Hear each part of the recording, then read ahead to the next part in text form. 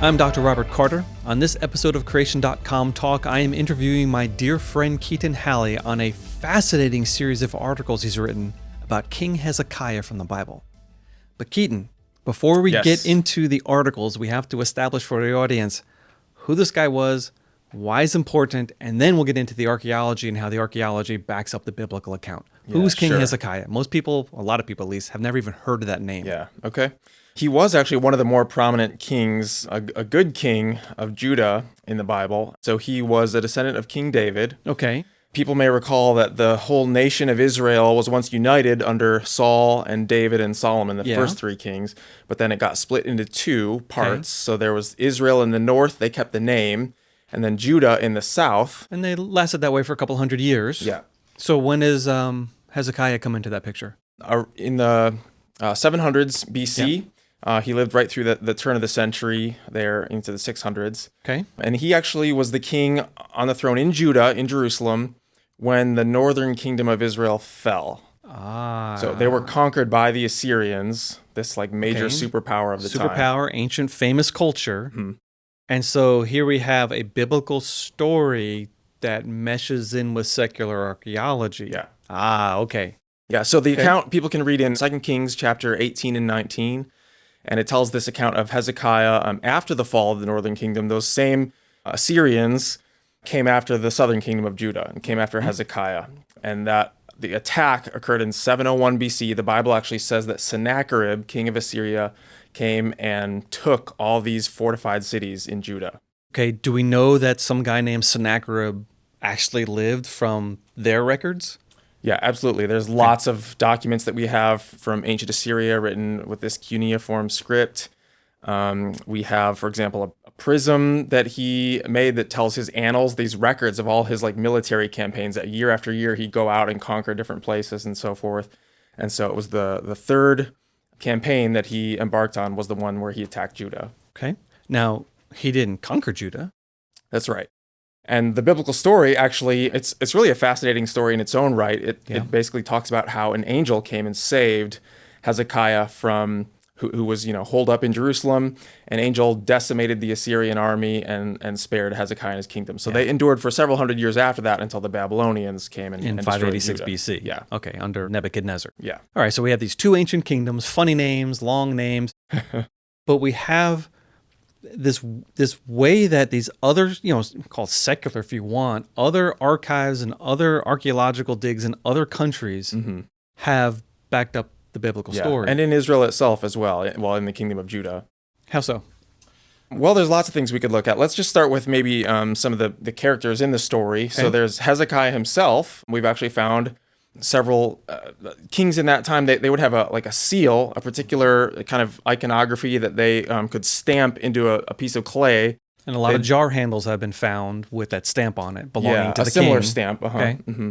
And those would date to Hezekiah's time. You're talking about the what are called the Lemelech seals. Lemelech is Hebrew for belonging to the king. Oh, so you're talking about a physical ring seal on like a document or something like that. Yeah, and that they would seal these, pieces of clay which were like wrapped around a string that would tie up a scroll, and so it would be like if the seal hasn't been broken, that's how you know that nobody's read this, top secret document or whatever. So we've actually found like these pieces of clay that have been hardened and preserved until the present, and one has like the name of Hezekiah on it, saying that this seal belongs to Hezekiah, the son of Ahaz. Years ago, Biblical Archaeology Review wrote an article that was a short list of all the names that have been validated in the Bible through archaeology. Right, yes. And there weren't many names on that list at the time. That list has grown since then.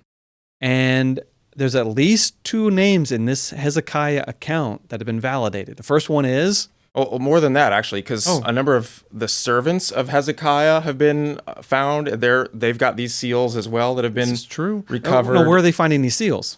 I don't know about necessarily all. There's one that was in the city of Lachish, which we'll talk about later on, hopefully, the second most important city in Judah in Hezekiah's time. So after Jerusalem was the capital, that was most important. But Lachish was second. It was in the foothills of Judah. The servant Shebna of Hezekiah, again, is mentioned on that name as one of these officers in his kingdom. Random biblical names that we just read in the Bible, and you're like, yeah, whatever, and you keep on going. Yeah.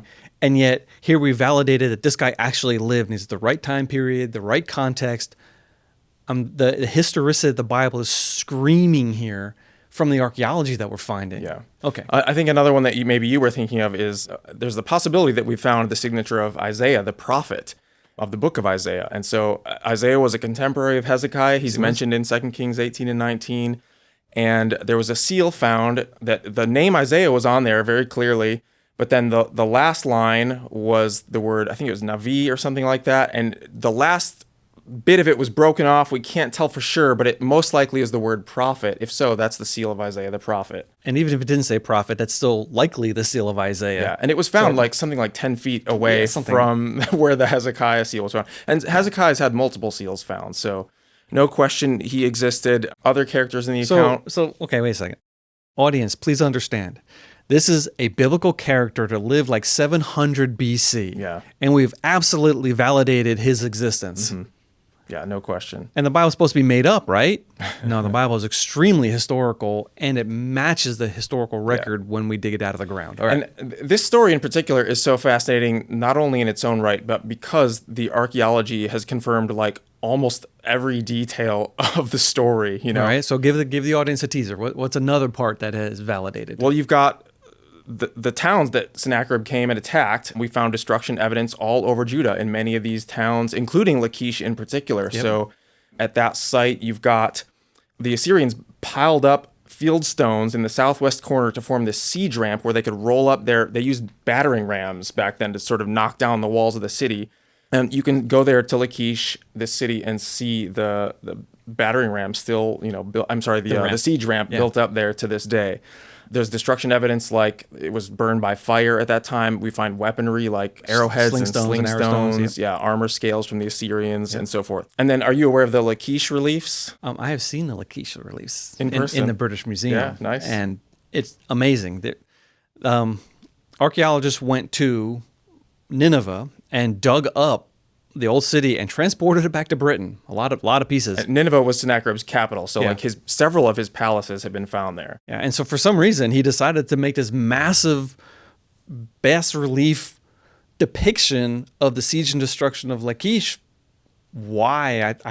Because he thought it was important. Yeah. But you see, there's guys going up a slope with the battering ram. You see people throwing stones on the soldiers' heads. You see a pile of skulls in front of the king sitting there. The people being impaled, the captives of Judah kind of marching out of the city. People having their skin ripped off.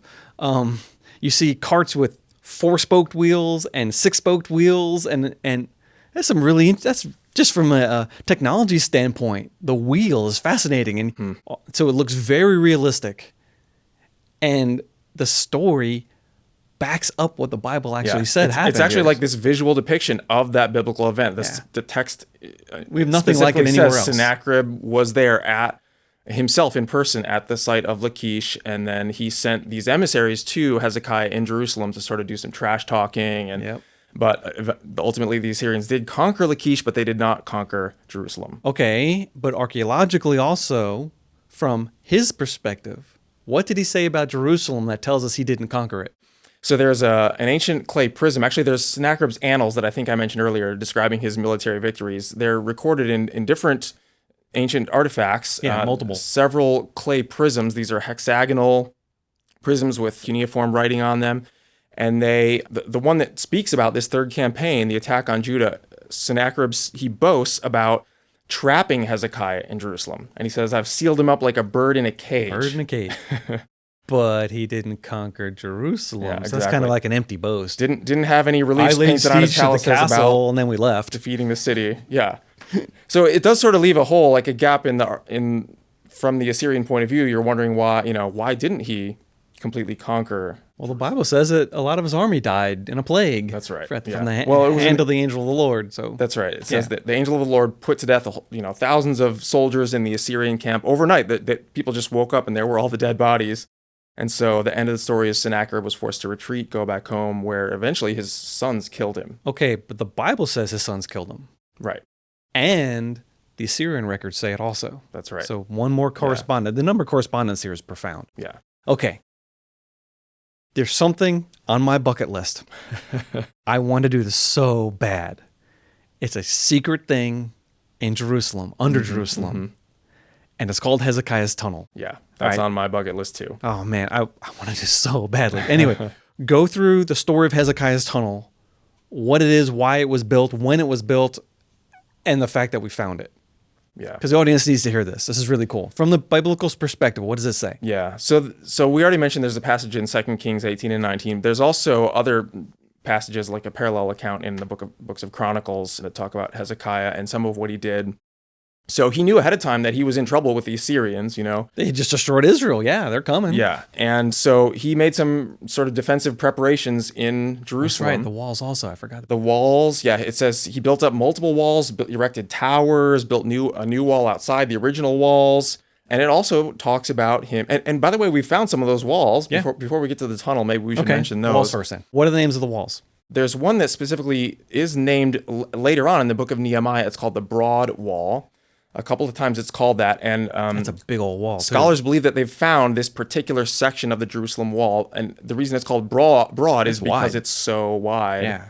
It's in a weak part of the northern part of Jerusalem, which was susceptible to attack. Because And so that's Jerusalem likely- is on top of a couple of hills. I mean, Temple Yeah. Mount, the city of David, that's an uphill battle. And so there's on- only a couple of places where you could get to it easily. That's right. And they strengthened it. And on the north side, there's kind of like it's connected to another hill on a saddle. So they made the wall wider there, and that in theory would also like be a protection against these battering rams that we see on the Lachish reliefs, for example. So anyway, it's likely that Hezekiah was the one responsible for that broad wall and other parts of the walls in Jerusalem. Yeah, the timing fits and the biblical story fits. So yeah, there it is. Yeah. Okay. So then the tunnel, the tunnel. text also says that Hezekiah rerouted the water supply of the city. He didn't want Sennacherib to have all this water available to his army. From the Gihon Spring, which is on the east side, I think, right? Yes, that's right. Okay. Yeah. It's basically Jerusalem's only freshwater supply. So, in ancient times, there's lots of different ways that the people like try to direct that water to different reservoirs and things like that. But this is crazy. what Hezekiah did is like under the city, dug into solid rock, not in a straight line either, but it's like this meandering path. That's the craziest part. He didn't go in a straight line. But he had two teams of workers, one from one side and one from the other, and they went through the mountain with hand picks. Yeah. Like from the east side all the way to the west side of Jerusalem. all the way through. Yeah. But when you look at the route, it kind of meanders. Yeah. And we don't know how they did it. And the slope is like, it goes like 1,700 feet underground, but it only slopes down like a foot from the start to the finish. So the water just gradually like runs down to the pool of Siloam is where the ending is. And somehow those two teams met under the city. Yeah. In the middle. I mean, that's nuts. That's crazy. I mean, I guess if you're in the end of one tunnel, you could kind of be listening, sorta. But sound goes through solid rock pretty good. It would be hard to get a direction. But at the end where they meet, they kind of boom, and then they meet at the same level too. Oh yeah. And there was an inscription. That's right. That's the way we know that the tunnel was likely dug in this way, is because at the exit, the end of the tunnel on the western side, there was an inscription found that the style of the writing, the paleography, dates approximately at Hezekiah's time. And it doesn't mention Hezekiah, but it says that the two teams of workers, started at opposite ends and then met in the middle. But isn't that in England? Didn't someone chisel that up and bring it I away? think it's in Istanbul or some other place, something. yeah. Yeah, they didn't leave it in place. Too bad. But Yeah. still, all right. Maybe someday I'll be able to see the inscription. I just want to go walk through that tunnel more than anything. Yep. I'd love to do that. So Keaton, tell the audience where they can find your articles. It's a 3-part series. If you just go to creation.com and search for Hezekiah. Hezekiah.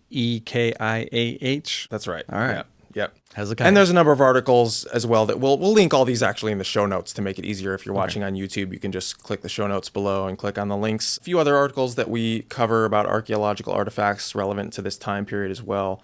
We'll put there. And so lots more information available if people want to find out more. We've got some great books as well on our web store related to this subject. We do.